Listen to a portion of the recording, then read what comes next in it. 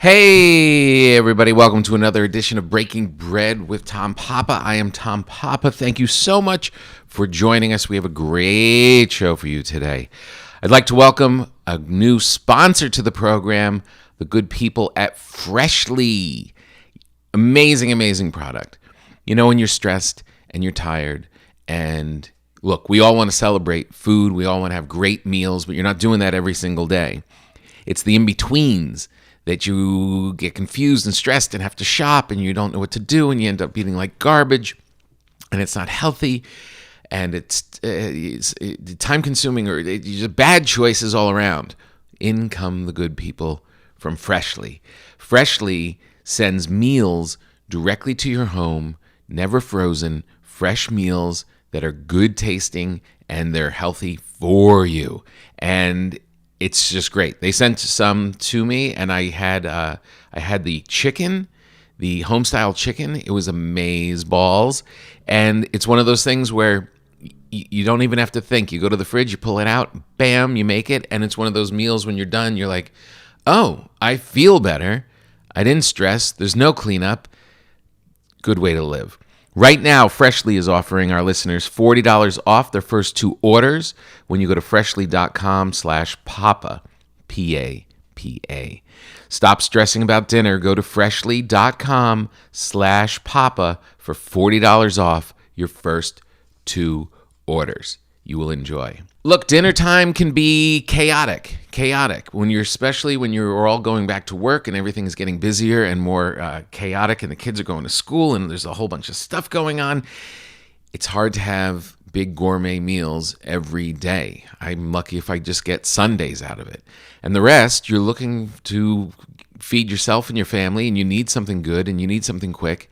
Wouldn't it be great if somebody were to come along and have chefs actually take care of your meals a few nights a week and take the pressure off? Freshly, our good friends at Freshly, they step in and they give you chef-made, nutrient-packed, delicious meals delivered fresh to your door. No cooking required. They come in these very easy, cool containers. It's so nice when you see products like advance a format. And it's like these come in these really great containers. They're so easy to use. They're colorful. They look good. They taste good. You're going to love it. Grocery shopping and cooking can be a pain, especially right now. And with Freshly, you don't have to. Your meals arrive cooked and fresh every week so you can keep your fridge stocked and skip the trip to the store. Right now, Freshly is offering our listeners $40 off your first two orders when you go to freshly.com/papa. I am so excited that these folks are on board because this is such a good solve. It's a solve. Because in those in-between meals, look, we all love to cook and celebrate and make amazing things. But that in-between is when everything can go wrong. You're just grabbing garbage, you're just shoving it in your face, you're trying to make something, just throwing a bunch of stuff. It's chaos. Everyone's fighting. The kids are throwing food around. They're scowling at you. Your wife is looking at you like, what is wrong with you? Your husband's not full enough. Oh, thank you. Thank you, Freshly, for taking the stress out of dinner. Go to freshly.com/papa, P-A-P-A, for $40 off your first two orders. That's freshly.com/papa, $40 off your first two orders. Thanks for coming on board, Freshly. You are a good product, and I'm happy to talk about It's you. time for Breaking Bread with Papa. Hey, don't you know? Hey, it's our goal. Hey, it's time for Breaking Bread with Papa. Hey, don't you know? Hey, it's also a show. Hey, everybody. Welcome to another edition of Breaking Bread with Tom Papa. I'm Tom Papa. Thank you so much for being here with us on another glorious, glorious show. We thank you so much for coming in every week, and thank you for all of your messages. Keep them coming. We really enjoy it. Thanks for your feedback. A lot of people have been asking lately because I was going off on posting some pretty good pictures of bread. People are demanding pretty aggressively. Yeah, I'm talking about you. About me sending them bread through the mail. I've said it before. It's a tough thing to figure out.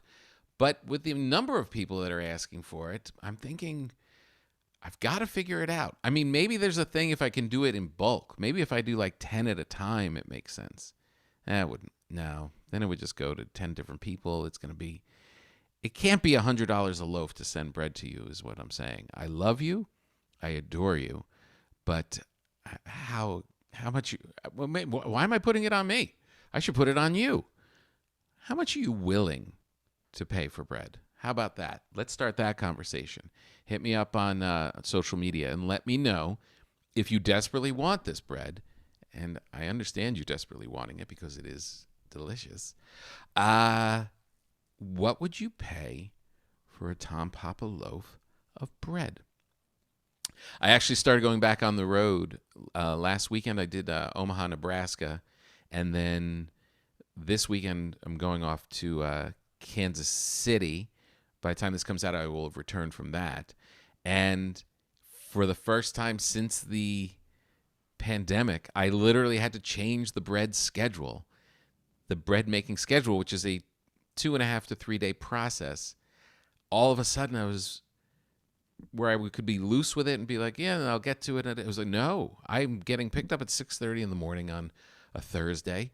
I got to work backwards. I got to do the math backwards. I got to figure out when I can get the bread done, shaped, rested in the refrigerator overnight so that I can get it done and baked before I head off at 6:30 in the morning.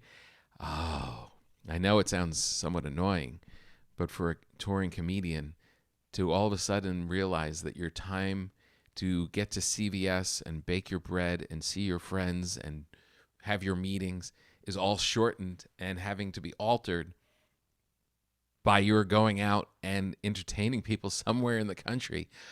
Whew, it is a delightful, delightful thing.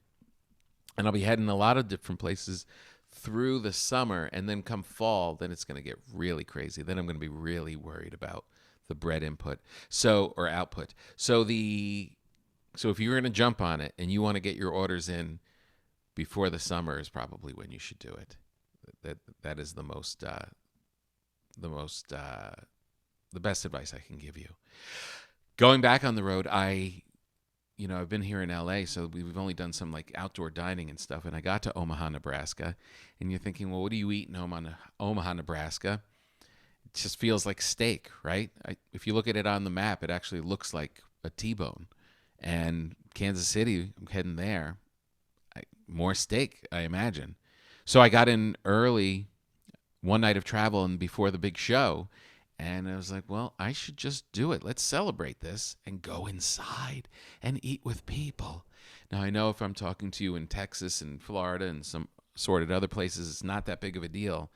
But coming from where we're coming, where we're eating outside on park benches, and my friends in New York are eating in the gutter outside of restaurants, trying to pretend that it's as good an experience out on the curb, being accosted by people as it is inside.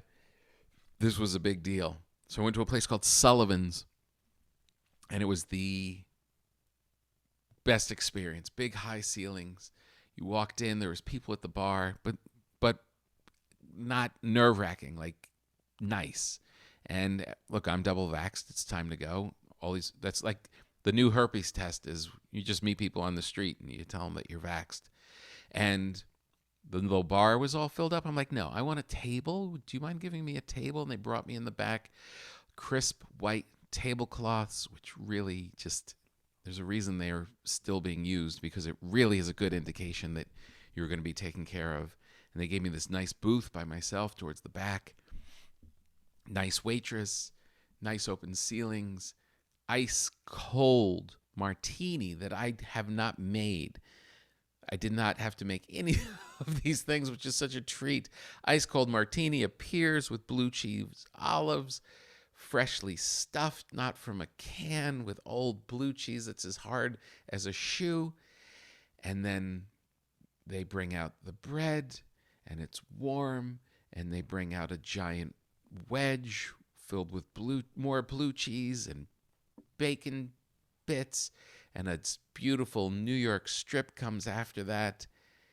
And I dialed back. I didn't go to, if I was out with you, If we were out and we're going to a steakhouse, I'm trying to get that early martini in, try and get that right off the bat as soon as we sit down and we're settling in and figuring out what to do.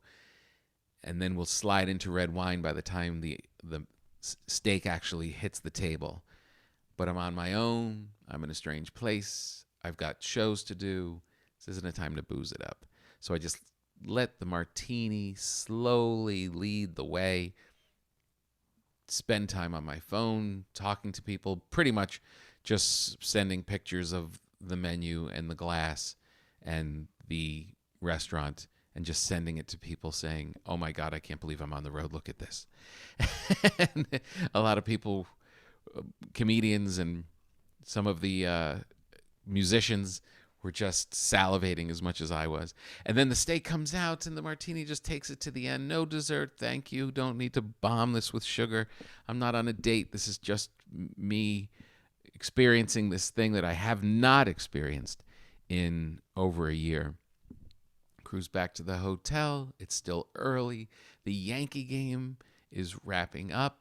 Oh no, it was the Dodgers Padres, which has turned into this amazing baseball rivalry. It was like a playoff game in the middle of April.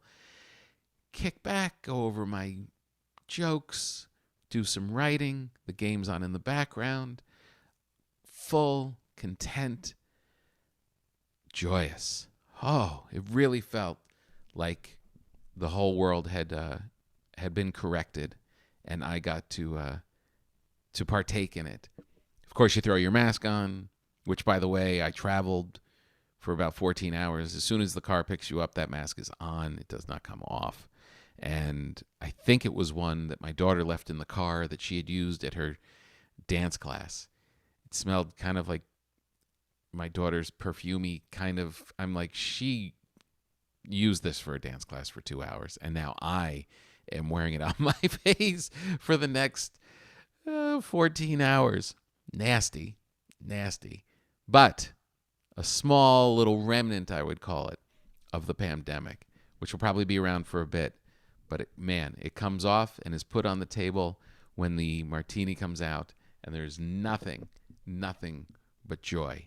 And hopefully we'll get to do it too. Hopefully I will see you out and about, because I am heading out. And if you are out there and you listen to this podcast, find me, because it's go time. It's time to celebrate and raise a glass together. So all you good people, we have a great show for you today. We've got the great Rich Vos coming on the show. Rich is one of my oldest friends in comedy. I'm going to save the story for when I met him, from when I talked to him. But he was a New Jersey guy, where I came from New Jersey. He's one of the naturally funniest people, just off the cuff, funniest people I've ever met. He's so great, such a good guy. Married to another great comedian, Bonnie McFarlane, who I actually am going to try and do the quick bite with Bonnie. She is newly vaxxed, so it may take a day or two for her to get rid of her chills. But without telling Rich, I think we do the quick bite with his wife so she can correct anything that he says during the interview. He has such funny ways of squeezing the most out of gigs and how to eat on the road. This is somebody that has been out there for over 30 years, and you'll see when I talk to him. It's going to come out.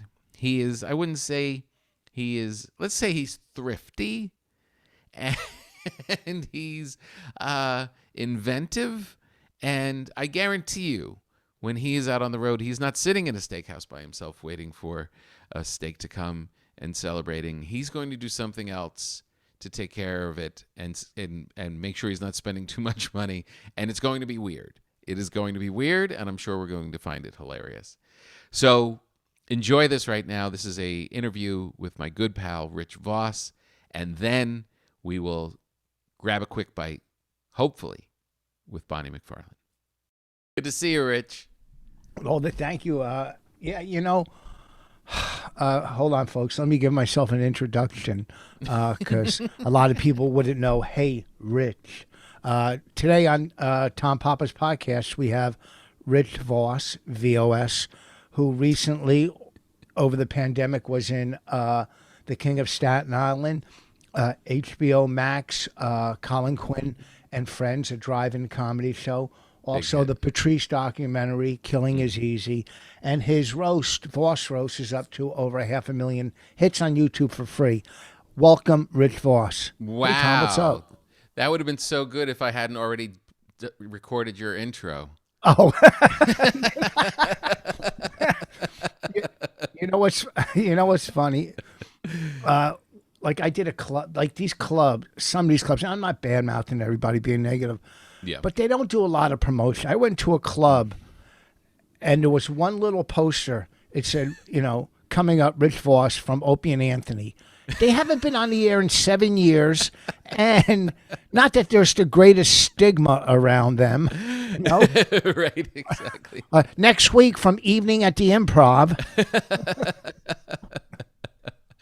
From VH1's Stand-Up Spotlight, hosted by Rosie O'Donnell. You might recognize our next act from the Viewmaster series, A Day at the Grand Canyon. That was an ad-lib that I stuttered my way through. It was good though. I knew you weren't going to pull it off because there's nowhere to go really after Viewmaster. Yeah. But but just hearing Viewmaster makes me so warm. Click, click, click. Oh, I loved it. It really was magical to us. It really was like we were going to the movies. Who's the picture of the guy below us? Who in the? That is George Carlin. No, I have a guy in like he's a worker's safety vest, like he's working a construction worker. What are you talking about? That'd be me. He probably got my picture up. Oh, there. Joe Bolter. Oh, you can see Joe? Just his picture. If you right-click, you can go and say hide non-video participants, and then my picture will go away. Oh, and then it comes up. I don't mind Joe Bolter. It's always good.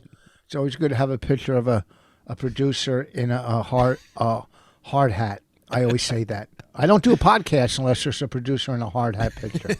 This is heavy work. People don't understand what we have to do to get these podcasts off the ground. I was thinking today, and thank you for doing this. You're one of my favorite human beings on the planet. Thank you. And I was thinking, because we talk all about food and the things that we love to eat, it's so perfect because when I was starting out and I like one of my very first, I know I've told this story. That's okay. I thought it was me hitting on somebody. No. I have those stories too. And I don't. Yeah, your way of hitting on people was very unique. But I was doing a road gig in New Jersey. I think I lived in New Jersey even, and I went to this little like bar restaurant in New Jersey, which is where all of the early gigs kind of were. You'd have one show on one night, and it was out like, I don't know, Route 46 or one of those things going out west a little bit. And the showroom was downstairs, and it was a cool room. It was like a packed room, like really stuffed in there, and all these. And then upstairs was like this restaurant and bar. It might have been Lake Apac on the upper deck. Maybe. And I'm pretty new. Like I haven't done a lot of these gigs yet, and I'm just excited to have it. And I come in, I'm not sure where to go, and I walk into the bar area of the restaurant, like upstairs from the show, and you're sitting at the bar, curly hair, sitting at the bar, eating. And I introduced myself, and I'm the opening act, and nice to meet you, Mr. Vos. And you're like, did you eat? I'm like, no. I'm like too nervous. I can't even eat. You're like, you have to eat. That's why you take these gigs. It's the only good thing about these shitty gigs. They feed you, and the food's pretty good. Sit down. You got to eat. And I was like, oh, that's how you get paid on these gigs. It's in the food. That was my get all you can. I've had that mentality, and I'm saying these shitty gigs, and I was only doing comedy for 5 years, maybe at the most. Yeah. It's funny because I just did a Zoom call with an old booker. He's a lawyer, but he's doing some work for me. Joey Novick. Do you remember him? Oh, Did Novik, yeah. He did those gigs, right? He had all those one-nighters. And back then, you can make a living without leaving New Jersey, Long Island, and Connecticut on just one-nighters. I know. Yeah, you just strung together all those rooms. Yes. That's so funny you just talked to him. That's so funny. Today, yeah, and so many old stories come up, and, the comics. Like, here's a story. I was doing a show up in Pennsylvania, Scranton. It was a Holiday Inn. Mm-hmm. Adam Sandler was middling. He played guitar then. Wow. And I was closing. I don't want to say headliner because I'm barely a headliner now. I was just the last act on the show then. You were the headliner. After the show, the owner brings us in the office and says, he pulls out a bag of Coke about this big. He goes, would you rather have money or Coke? And I took the Coke, and Adam took the money. Now look where Adam is now, and look where I am. So I was making wrong decisions from the beginning. Okay, I have 35 years sober now. So this was over 35 years ago. Wow. That is amazing. When you think back that early, I can't, whenever I think about those gigs, even when I was daydreaming about this gig that I first met you, it was like, I remember distinctly doing a Jimmy Stewart impression. I was like, I can't believe people were paying me to do shows back then. It was pure, you're just natural funniness and energy because you really had nothing else to go on.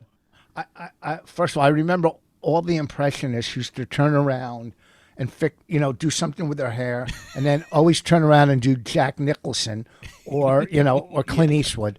I don't think he did that with like this. I was so bad when I started. I mean, I was so bad. In the beginning, I didn't know anything. I went to a comedy club, a couple clubs. I saw Lenny Schultz. So I figured, oh, that's what you do, props. So I went to Toys R Us and bought a bunch of props. I stunk. I had this doll. I found a doll, and I cut the arms off, so it was arms and a little hand. And I would put them in my sleeves and come out and go, let's have a big hand. And it was, right? It was so horrible. So then, I bet it killed, though. I did, because it was everybody in my town coming to watch me. Right, exactly. At Then I saw Jerry Diner. I worked with, and the energy. So I thought I was supposed to run around like Robin Williams. Right. So now I'm all energetic on stage. Even on the Saturday, I saw him on the Friday, and on the Saturday I'm doing him almost, right? Yeah. And then I went through the deadpan stage. I would open up I go, and I remember these jokes. I go, if you're riding in the cab and the driver goes in reverse, does he owe you money? Then I said, Stephen Wright. I know, I'm Stephen. I go, I bought a wood stove. I only got to use it once. And That's a good joke. And then I go, do Eskimos put their money in snowbanks? But I was being like Stephen Wright. Right. You don't know your voice. You have no idea. You're trying everything. 1 second you're Robin, next second, you're walking around with a cigarette. You think you're Bill Hicks. Right, exactly. I went through I'm going to be really dirty. I guess I guess I should just be really dirty. And I couldn't even really come up with any good dirty jokes. So, I think 3 months ago, I finally found my voice, and it was not to be in comedy. It was, it was in landscaping videos.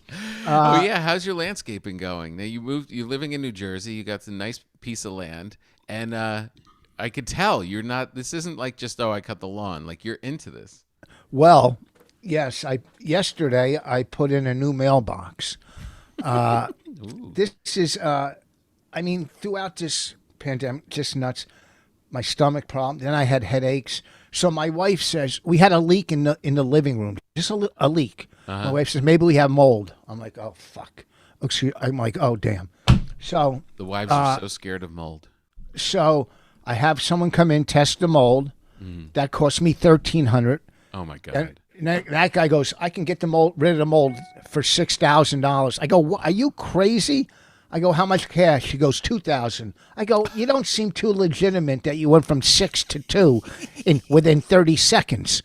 So I found somebody else to remove the mold. Jeez. They told me I should have paid $500 to get a test. Anyhow. Oh my God. So now I'm down $1,300, then $1,700 to remove it.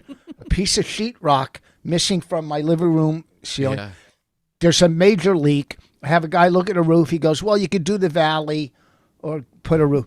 Anyhow, so I'm another guy doing a new roof on Monday. Whole new roof. Lifts up the shingles, 40 sheets of plywood. So this little leak went from, okay, my PPP loan, which finally I got something for free in life because I worked. I go, look at this. I got a loan. Goodbye. Out the window. Oh my God. What a nightmare. What a night. So, I mean, I have a new 40 sheets of plywood. Like, he gave me the price for the roof. Yeah. He still hasn't come. He's got one little strip of thing to put in. I don't even know what I'm going to owe after the 40 sheets of plywood. Whenever those guys come out and they give the quote and they're like, they don't realize how little you know. And whenever they quote, they're like, yeah, probably be like 5 or 6. And I'm thinking, 1,000 or 100? Because either could be right. Well, I mean, before I did comedy, I used to remodel. I had a contracting business, mostly painting, but this is over almost 40 years ago. Jeez. So I mean, so prices have went up. Yeah.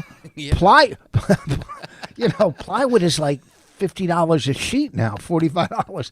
40 pieces of plywood alone is $2,000. Well, now that all those Jersey gigs have dried up, maybe you should start doing roofs. I'm telling you. What happened to all those Jersey gigs? Are they gone? Oh yeah, there's no. They don't. Nobody does those, right? Well, there's a couple of people now throughout this. Last year was doing outdoor gigs. Mm-hmm. Still there's some. This one kid, really, go getter. He's booking some one nighters. Uh-huh. Bonnie did an outdoor gig. Right. Saturday. Mm-hmm. In front of a nail salon in the parking lot. There was 75 people, but I did one gig in New York. I said I'll never. It was between two buildings in like an alley, and there's people. And this is last summer when people were really nuts. Yeah. And I did an outdoor gig last summer. Oh God, there was almost 300 people. It was great, but the stage was in front of woods. I go, I'm going to get attacked by a bear in North Jersey, a bat. So I'm scared to death. I'm on stage and the whole audience goes like that. And I jump off the stage and there was a flying squirrel between trees. I'm doing a flying squirrel. They're in Jersey. I didn't know squirrels flew. Right. So I was scared of being attacked by a bear. So there is some one-nighters, but it's. But you've always been crafty also about doing the gigs because, I mean, you start off telling me like, no, you're here to eat. The show is part of it, but you are here to eat. And I was like, I couldn't believe you could eat and then go on stage. My stomach was so in knots. but then you've always been working the angles. Like now when you go on tour, you love to golf, so you set up with all of these world-renowned golf resorts. I'll mention you on the radio if you let me play before the show. I give them free passes to the show. I mention them. I had a fan call me back in the day from Callaway. I got like tons of sets of Callaway, the best clubs. Nice. I try. I'm in Harrisburg this weekend, so I called a course. I go, look, whoever you talk to, I'll get you passes to the. I'm not doing radio out there. Yeah. I can get you passes to the show, whatever. It's. I played yesterday. I shot 83 with 2 doubles. I couldn't believe it. In the wind, I was on fire, and my back was so sore last night. But yeah, everything. When I was on Last Comic Standing, I remember calling. I forget the name of the shirt, but these were $200 shirts. They were like, and I said, "Listen, I'll wear them on the show on NBC." Next thing you know, I got 14 of these shirts. You know, I mean, I had them tailored. You know, they were great. I wish I remembered the name of it. They all burnt in our fire, but I had Nike send me. You know, listen. Yeah, you're always working the angles, the show busy angles. You got to. I mean, look it. Here's a story. Boy, could I seem any creepier? After the Oscars, the first one I wrote on turn 2. It's no big deal. I got the Oscar gift basket. Tons of pride, you know, just trips, everything. Yeah. So we had a trip to Mexico, some resort in Mexico. We already took one trip to Mexico, whatever. Mm-hmm. And when you got to Mexico, they gave you like a robe, you know, a basket full of everything. And so we booked a trip. Then something happened. We couldn't go. And I called them. I said, "Listen, we can't go on this trip." I said, "Can you still send me the robe and the baskets?" So I said, I can't believe how I got 2 robes in the mail. This gift basket was a full-time job every day, cashing in gifts. Oh my God. You're relentless. And listen, I'm not cheap. Like if I went out to, it's crazy. If I go out to dinner and spend $500, I don't care. Right. But the next day I'm picking up golf tees on the court. It's just some crazy obsessive behavior. Where's that come from? Does it come from growing up a certain way? Did you? Did you? I guess what was your you know family what? Like when you were a kid? I guess when I was a kid, because my family, you know, this is the deep stuff. You know, my family was divorced. My parents, you know, divorced. You know, so I never really got anything. Right. You know, so there wasn't a lot of cash around. There was never, you know. I remember stealing $5 from my mother's wallet, and she was crying, this and that. I put it back. I got, you know, I put it back. So maybe that's it. Maybe it's that little, you know, the little having to flying squirrel it away. Yeah, but my kids throughout their lives, anything I spoiled my kids, anything they want. Even my youngest now, my older daughters. Yeah, if they still, you know, it's just because I didn't have it. Right. And my older daughters grew up to be good kids. I mean, one daughter's married, the other one's engaged. They have houses, great jobs. You know, but I didn't want my kids even to have to want for anything. You know what I mean? Not privileged because they worked hard. But you knew feeling when you were a little kid of not getting or not having, and you didn't want them to go through that. You know, all the like comedy. Why I love. I used to come home from school. I was in 4th grade, so I guess you're like 9 years old, and I would come home from school, and I would play Von Meter, this album. Von Meter, do you know who he is? He did the Kennedy impressions. The album was called The First Family. Right. Okay. He was the biggest comic ever at that time. But once the Kennedys were assassinated, his career was done. Yeah. You know, from Park Avenue to Park Bench. But I used to come home and listen to that album in 4th grade. Then years later, I realized, you know, my parents are going through divorce. I'm a 9-year-old kid. Yeah. So this comedy is covering the pain that I don't know how to deal with as a 9-year-old kid, and I'm listening to comedy. Right. You know what I mean? Yeah. I'm laughing on the outside, but doing heroin on the inside. Right. Yeah. You know, so you grow up listening to comedy. Right. To push down that pain, and then drugs took over. You know, I'm pushing down the whatever with drugs and alcohol, when addiction. You're young. You know, and it's just, you know, a symptom of me, all the addiction and obsessive behavior. Like that. Right. You know, the free meals.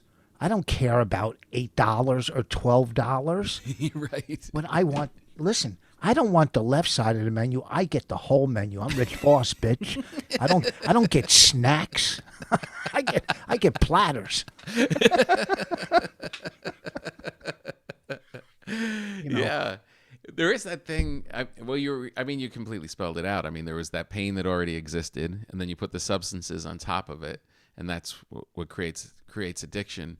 It really is so much fun from the outside when you have close friends like you and Bobby and Colin who who are sober now, but watching the manifestation of those addictions into fun things, like you with the sneakers, you with the hats, watching Bobby with his cigars, watching Colin with his Diet Cokes. Like, it's so much fun when it's something that's not dangerous, but you know that is the obsessive behavior of an addict.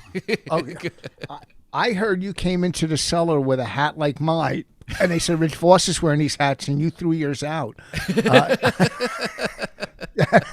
It was like stealing a joke. I couldn't do it. I wear these Bailey's hat. I have mine ready for tonight's gig. So it is all the all the people that we hung out with at the table in the back. Yeah. Bobby, Colin, Norton, Patrice, we're all dysfunctional. But you take all those guys, you take Billy, you take DePaulo, you take, even Bonnie later. Everyone is a great comic. Yeah. Everyone. Marina, yeah. Kevin Hart, Yeah. You know what? All great. You hang out, luckily I hung out with great comics throughout, I mean, when you had your parties, if you think about the comics that were at your parties, I know. All great good headliners. Yeah. You know what I mean? Nothing funnier than hosting a party for all comedians, because it was so much fun to get everybody together outside of where we're working. I mean, we're only like 3 blocks away, but still we're not at the club, and watching comics trying to function as just regular people holding cocktail plates and a drink in their hand. It's like it doesn't come natural, and and the only way to make it work is to have it be all comedians, because then they don't. There's no sense that they have to be appropriate. And not only that, you could, like your parties, you had shrimp. And when somebody has shrimp at a party, you know this is a whole nother level of. Very classy. Listen, I'm not talking.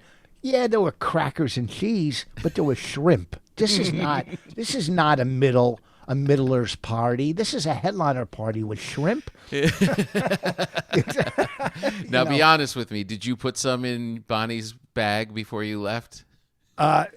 No, but I don't know if you saw that missing piece of artwork that was in there. So how do you do it now when you're on the road? How do you handle your meals? How do you handle the confusing part for me always? And I just went back and did a club for the first time in months last weekend, and I was like, oh yeah, this puzzle of you eat lunch around like noon or whatever, and then am I going to eat before the show at 7? Am I going to wait for in between? Do I eat at 4? Then I'm going to get then the nap will be too deep. That puzzle has never been solved. Well, for me, I don't eat. Well, for 30 years I haven't eaten red meat, at least 30 years. And then over a year ago I quit chicken and turkey, so I don't have many options. Oh wow! What Bonnie bought me. I try to go to the supermarket or bring food to the hotel. I haven't done a lot of. I'm doing a weekend this weekend, but I think I did a couple. I bring my little rounds and peanut butter and bananas, and for breakfast I'll have peanut butter. The whole wheat rounds. They're like a rice cake. Bread. Oh, bread, like a pita bread. Yeah. Okay. So I'll usually make peanut butter banana sandwich in the morning. Then if I'm going to play golf, I always say I need a refrigerator in the room, because I try to go to the supermarket and get whatever to keep cold. Right. And, that's smart. Bonnie bought me this single, a George Foreman grill, but it's one, it only does one burger at a time. It's this big. Yeah. So it's this big. And I bring it on the road, and You do? I'll bring, what do you call it? Beyond Burgers or veggie burgers, so I can make those, and I'll eat and you one make of that those. In the hotel room? I go in round? Yeah, and I put on my round, I take it out of the refrigerator. So I'll do it, and I also bring those those soups that you put boiling water in, because I have a crushable. It's a kettle, boils water, but you can crush it down, and it opens up. It's rubber, Oh, and really? it plugs in, and you Whoa. could. And it's so cool. And I also have a little mini compressor to make coffee that I compress my own coffee. So Whoa. I mean, I really had it. You have your whole little kitchen set up. Yeah, and it's this big. It's nothing. But wait a minute, but still that's a lot. Even this big, when you're going away for just the weekend, how are you packing? Because if I put like an extra pair of shoes, you're in trouble. Well, I have packing down. Well, I have packing down to a science. I mean, I'm down to, I'll put the socks in my sneakers if I have to. I'll put my hats in the suitcase upside down, and then I'll pack the hats with T-shirts and whatever. Right. And, Are you listen, checking a bag? well, if I go on the road, which I haven't been on a plane in a year, but next week I got to go to Tampa. Oh, good. I'll check in one suitcase and my golf clubs. Oh, you've got the club, so you're Yeah. checking bags already. So I you can got bring all two, this yeah. stuff. I Right. checked the golf clubs in the suitcase, and I used to bring 50 CDs to every gig. I haven't sold CDs in a year. I still have 600 in my garage. Right. So packing's easy. I Right. set up, everything is easy. But next week, I'm giving me so much anxiety thinking about going to the know. airport, park. I haven't done it in over a year. I know, exactly. All that stuff is coming back. I'm doing a club this weekend, and I was like, all the details that I'm forgetting. I was like, oh, right. I forget that they put you in a horrible hotel on the freeway. It's like, I forgot you have to ask them for the nicer hotel. Yeah. that they give to the because they give the other one to like the guy who doesn't know any better. I'm like, all these things coming back that you forgot. I'm doing the Harrisburg Comedy Zone. I do it through Harrisburg, not through the zones. They don't use me. But I do the Harrisburg one, and they have a hotel attached to the club. But I won't stay in that hotel. There's one around the corner. It's a whatever. Yeah, one of those nicer. with the breakfast in the morning, the workout. Yeah. So when I booked this gig last year, he said, "Listen, you're going to have to stay in the hotel next to the club. That." And I go, "Okay." But I called him today to confirm everything. I go, "What's the hotel again?" And he goes, "The one around the corner." And I'm going, "Oh, good, he forgot." Nice. But when I drive to a gig. See, you're in L.A. You're not driving to too many weekend gigs. No, you're usually flying. Yeah. I'm driving, and I downsized. I had a BMW. I got rid of it. Got a Hyundai Tucson SUV. Packed a car. On top of the car, I put one of those cargo things Oh, jeez. in case, I have all my survival backpacks and everything ready to go Yeah. to throw into my thing if we have to hit the woods. During So thrifty. huh? So you're on. I at once I admire how you've got all your meals. Like you don't really have to think. If you're hungry, you just make your little thing. You break out a round or a veggie thing, and you got it all down there. That is smart that you take that anxiety of it out. But it also doesn't sound that joyous. Like, do you ever treat yourself and go out or like? Oh yeah. Well, listen. If I'm playing golf, I make a sandwich to go.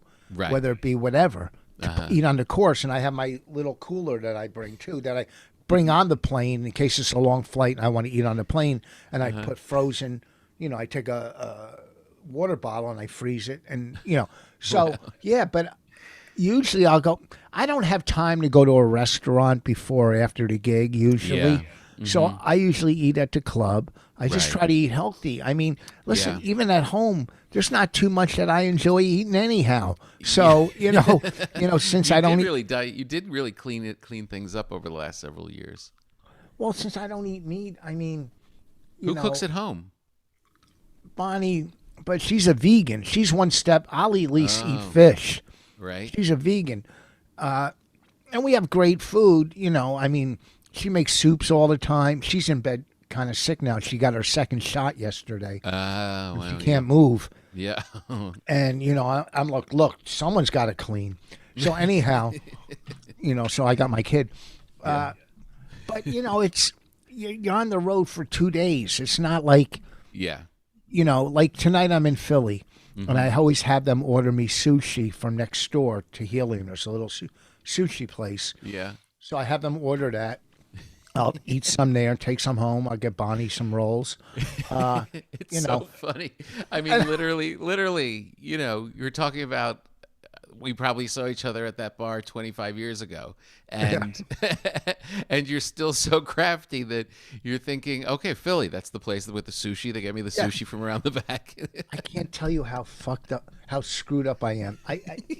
I'm not cheap, believe me. I spent look. I'm not cheap, but I did a weekend in Philly. The last time I could do a weekend was maybe last year, a whole week. And the hotel, they gave me 4 $10 coupons for food, $40 in the hotel there. They have a little restaurant down. Yeah. Well, I didn't use them. They're thumbtacked to my bulletin board. For when you go back? $40 worth of coupons for next time I stay in that hotel. What? $40? I spend that on scratch offs in one day. You're like my nana. You're like my nana. She loved a coupon. Anything. Look, anything. She would never throw it away. She would save it. She'd open up her purse. It was like a little file cabinet in there with all of her little discounts. $10 off, 50 cents off. I couldn't get a Moses cup, so I got a Jesus cup, and and I'm a Jew, but it gives me a little serenity when I drink out of my Jesus cup, even though I don't believe. Why is there a picture behind you of your wife with Louis C.K.? Oh no, it's not Louis. It's a middle act. It's me. I'll tell you a funny story. Bonnie said to, like, whenever I bring up like 12-step theories or sayings to her, she always debunks them, and I always get bits out of them. Yeah. So the other day I was being negative, and she said, "Listen, if you think negative things happen. If you want $1 million and think I want $1 million, you'll get $1 million, right?" Right. So I said to her, I go, God gives you what you need, not what you want. God gives you. And she goes, really? Do you think Chelsea Handler needed a TV show? Do you think Jeff Bezos needed to make $33 billion in 1 month? I go, he has a better God, right? Another thing she debunked, I was talking about doing comedy and being clean to her. And it's a bit I do on stage, but she made it a real bit. I go, maybe God kept me clean because I'm on stage and I can carry the message. And she just started laughing and looking at me. Yeah, God killed Martin Luther King, John F. Kennedy, so you could work at the Harrisburg Comedy Zone and carry the message. Doesn't your wife put you in your place a lot? Like, 100%. 100%. I literally just 20 minutes before I called you, I got a delivery out front. It's my book in paperback. My book came out in paperback. And, cool. And she comes walking into the room, and I'm like trying to act cool about it. I'm like, hey, look, my book's out in paperback. And she was like, oh, cute, and just kept walking. Well, I never finished Bonnie's book from 6 years ago. I didn't even finish it. I couldn't read anymore. I don't want to know about the other put comics. It on tape. I don't want to know about the comics you dated. What are you kidding me? I can deal with Mark Cohen. That's it. Oh God! So do you and Bonnie sit down and eat together at night? Yeah. Well, sometimes have like a dinner. Yeah, like if sometimes we'll have a dinner, all three of us with the kid and stuff. Yeah. Sometimes, but not that often. Not as much as we were in the beginning of the pandemic. What about before pandemic, like just regular life? No, during the pandemic, in the beginning and before, we would, at least on Sundays, my wife and I luckily have we moved from the townhouse to the house, so we each have our own bedroom because this is before the pandemic. I'm coming in late, 2:00. Yeah. I snore. I would wake her up in the middle of the night, so I have a little bedroom. This is genius. Genius. Some people say it's good, some say it's bad, whatever. We've been married a year, way longer than me, but 17 years we've been together. Yeah, you're sleeping better, I guarantee you. You're definitely better rested. Yeah. Sleeping together is a nightmare. Someone always ends up leaving anyway. Somebody in the middle of the night is getting their pillow, pissed off, and going off to the other room. In our townhouse, I was sleeping on the couch so much, I would just go downstairs. She would go, "Shut up, you're snoring," and I would be so mean when she woke me up. I go, "I'm not snoring," but how, if she says, so I would just go down to the couch, and and after sex, I could say, "Hey, look, you got to run. I'll call you in the morning." I always give her one of my CDs as a parting gift. Thank you, one of my bits. He squeezed it in. What a boat act. So funny. It's just 70. You're married long time. 17 years if you think about it. I mean, so much we've done together, so many pilots, so many, her career, she's on fire now. She's the head writer for the Spirit Awards that are coming out, whatever they're called. Yeah. She just created a TV show for Jessica Kirson. Bonnie created it. Wow. They're writing it together. Oh, great. And they sold it to Peacock, at least for the pilot. Nice. So she gets writing offers all the time. That's great. And I get gigs here and there. So you're close to retiring, is what you're saying? No, listen. I mentally, not financially, but comics never retire. I just don't have, for some reason, I don't have the drive I had before the pandemic. Mm-hmm. A little, maybe it was great to slow. I was going on the road all the time. Working, you for nonstop. Yeah, and then you stop, and then you start walking around your yard, doing some landscaping, looking at the leak in the roof.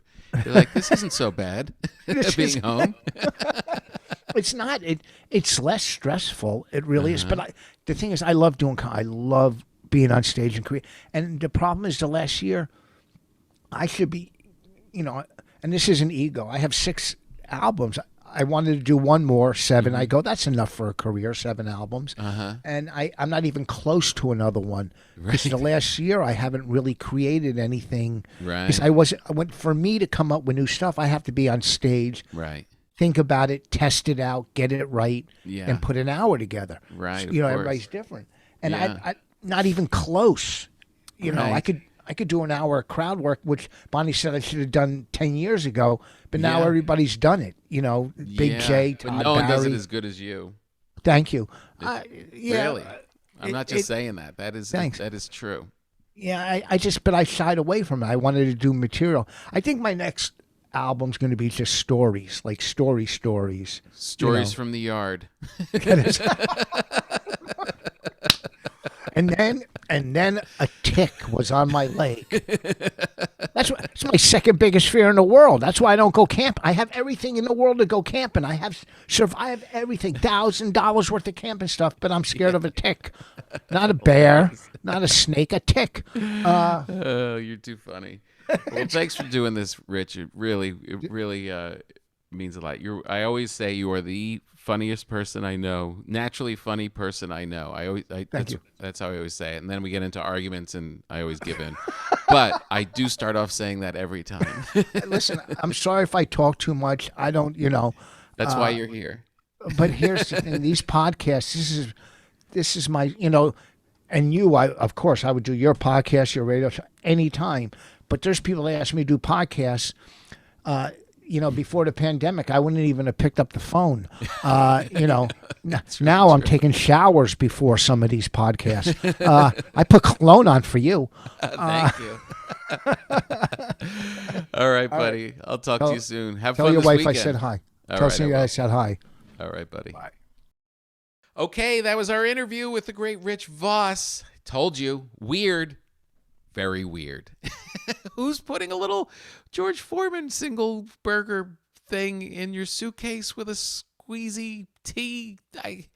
No, I can just about fit an extra charger for my iPhone. Oh, he's hilarious. His hotel room has got to be a disaster. Could you imagine being in the room next to him with the smell of burgers coming through the door? Oh, I love him so much. All right, now let's grab a quick bite with Bonnie McFarlane and find out what it's like to actually live with this man. Bonnie. What are you doing? Hi. Hello. How are you? I'm good. I'm putting together a set list. That's where I am at in my life. Ah, that's very good. It's exciting, isn't it? I was just doing the same thing. I'm back. I did one set last Saturday, and now I'm going out again tonight. Awesome. Where are you? I'm at Westside Comedy Club. I must have booked it so long. I found out through social media. I was like, wait, what? Oh, really? That you didn't even realize you had your gig. Yeah. It's an outdoor show, too. I'm like, we can go indoors now. What's happening? Yeah, I know.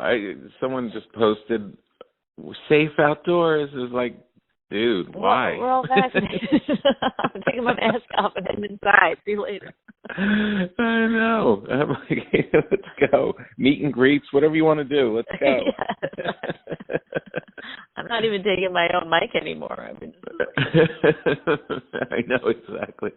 We're handing out mics. I'm actually in a club that Rich is going to be at in a couple of weeks in Kansas City. Oh, interesting. I never know his schedule. He gets so mad because he's like, you don't listen. And I try to find out where he's at by like, how was the flight? Was it long? And like I'm. So wait, what time is it there again? Like I could just look it up, I guess. I don't know why I'm always like, what's the weather like? I have the same thing with Cynthia.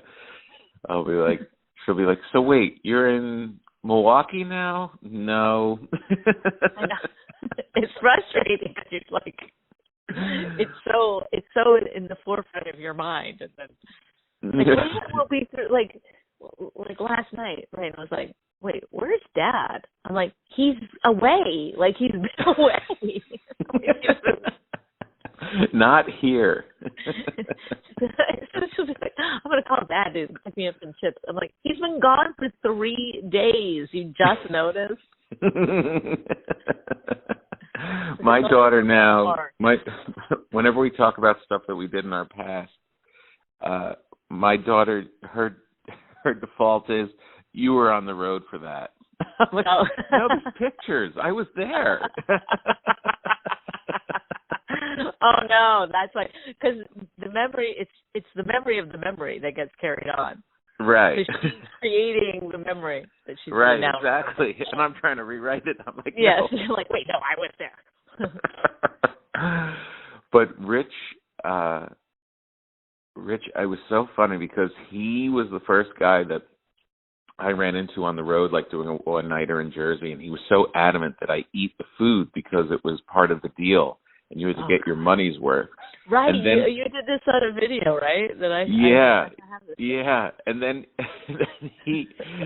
he showed me his suitcase for going away this weekend for how he packs. Like I can't fit like an extra pair of socks, and he has tea kettles and grills and. He hates every gift I gave him, but one time I found this little tiny single George Foreman grill thing, and it's like his life's blood. Like, I've seen him, like, walking around like, did I leave it in Kansas City? Did I leave it? It's like, you can get another one. They're $7. Like, he's got it down to a science. I'm like, it's too much work just creating a restaurant in your Days Inn hotel room. I know, and you know what's so weird is that he has these rules. Like, he must be OCD or something, or like mentally handicapped. It's never been addressed, but he has to follow the rules that he's created for himself. Like, when I was on the road with him, we were not allowed to rent a movie. Like, I was like, why? Because in his mind, you can only watch movies at night, and at night, we are working. So if we're just sitting there in the day, we are not allowed to rent a movie. What is wrong with you? He's insane. Is it a thrifty thing? Is he trying to save money, or is it just an OCD thing, like he just has these rules? Well, I think, like, he enjoys saving money, like it's like it makes him feel good. He gets like a hit of dopamine or whatever it is. And so that part of it, yeah, he does. Like, he's not like a cheap person. He's a generous person, but he does he likes, like, like, we have to get up and get the breakfast if there's a breakfast. I'm like, I'll sleep through it. I go, there's nothing there for me. It's fine. Yeah. Like, I go, bring me up an apple if you can. No, you gotta. It's part of the deal. I know, it's all part of the deal. And I was like, why don't you just get a banana when you get to Kansas City? Why do you have to bring it with you? Oh my God. He called me and goes, I forgot my banana. I was like... Like New Jersey's the only place you can get a banana. Within 10 seconds, it's brown. Like, what are you doing? Oh, I don't understand how he fits it. I really don't understand. Like, I if I bring like one extra shirt, I'm like stuffing it into the bag. And he showed me a picture of his suitcase. He literally does he bring like a steam trunk? I mean, it's also like you can't like have anything just sitting out in the hotel. Like, I'm sure the maids come in and they're like, well, there's nothing to do here. And they leave. So he keeps all that stuff in the suitcase the whole trip? No, he hangs it up. Uh-huh. He like, let's say we get there and then I'm like, let's just go get lunch or let's just go, whatever, No. He's got to get his clothes hung up. He'll iron some stuff, hang it up, put out his toiletries. He's got an hour and a half to do there when we get to the hotel before we can do anything else. And this is another one of his rules: no room service. Never. What? And so when Rain and I go on the road together, we get room service all the time, and keep it a secret. Don't tell him. But he'll be like, do you know how much? If you went and bought pasta yourself, you get a box of pasta for 99 cents. You're paying what, 13, 15 for that? I'm like, yeah, because I'm in a hotel and someone has to make it. Yeah, and also I always think like it's included in the price you're getting paid as a comedian, like all this. Right. Like, they're not paying you thinking you're, like a, migrant worker. They're paying you like you're going to be staying in a hotel. And right. It's not. Eating food. Yeah. It's like your per diem's all included in there. So go ahead and spend it. He's like, we got him. I know. He's like, takes an extra $10. Oh, it's a victory. Although I will say, I just called. I was like, hey, because Raina was leaving today to go to Six Flags with her friends, and I said last night, I said, do you have I go, just some cash just somewhere, and he was like, he goes, all right. I don't want to say where it is because he'll get mad if I say it, but yeah. Let's just say I had to unscrew something. And there was like a wad of like, I don't know, $2,500 in there. Now you're in my stash. Now he's going to move the stash on. No, he's got to move it anyway, but yeah. Oh my God. You must be so happy that everyone's going back on the road. It's been a journey. It's been a journey. I think he's like mentally ill. Like one day I was like, I started to think honestly that he was mentally handicapped. I swear to God, I was like, and I say it with all due respect, my sister is mentally handicapped, but I was like, have I been being mean to somebody who can't help it? Like, right. Right. He might be mentally retarded. I asked to be nicer to him. He's at a disadvantage. Yes. Oh my God. No. I've been bullying him. It's so funny. Oh my God. I thought of him last night when I was leaving. You leave these clubs and they will look at the little table of crackers and celery sticks and like, you want to take anything back to the room? And I was like, no. I'm carrying this to my room. I was like, oh, Rich is going to take all of this. I know, and it's a weird thing. Like two things collide in his brain. Like he wants to lose weight, but it's free food. So he comes home with like these huge pieces of carrot cake and stuff, and you're like, what are you doing? I thought you were on. I'm just gonna have a couple bites. Well, why didn't you just get like a small slice? Like I don't understand. Right. Well, they offered me it. They already had it cut. They put it in a box. I got him. Yeah, but he can't. Like I'm like, but it's going against what you want. Oh my God! All right. Well, I'm going to let you have some peace and quiet without Rich for another day. Okay. You're the best.